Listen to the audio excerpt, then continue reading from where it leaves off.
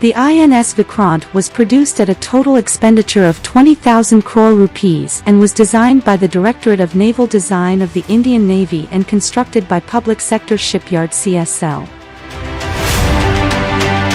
The Chhatrapati Shivaji Maharaja's Naval Fleet's regal seal is included into the new flag, which is octagonal in shape with a golden border. The newly appointed white ensign from the INS Vikrant's commissioning will be on display. The 262-meter-long, 45,000-ton aircraft carrier generates 88 megawatts of power at a top speed of 28 knots and weighs 45,000 tons. It is powered by 4 turbines.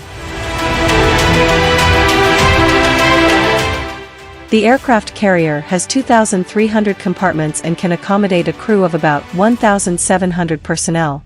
There are also designated cabins for female police.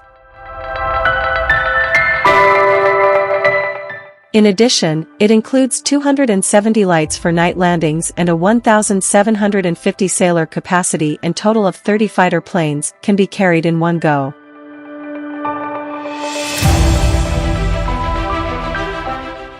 In addition to armaments, it has a flight deck, parking for 6 helicopters, and 12 fighter jets.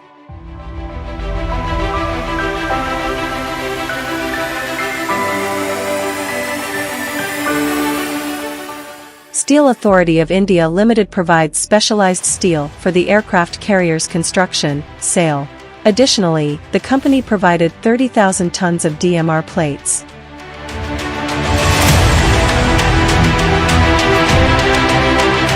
The enormous ship is 62 meters broad and 262.5 meters long. There are 14 decks and 1,700 neo-veers can fit on them.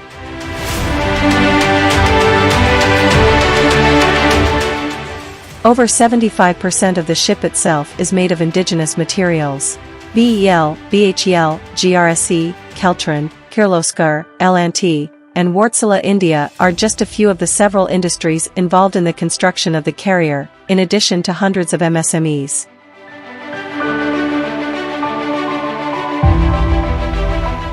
With the commissioning of INS Vikrant, India has entered the select group of 6 countries worldwide that have the specialized ability to design and construct an aircraft carrier domestically.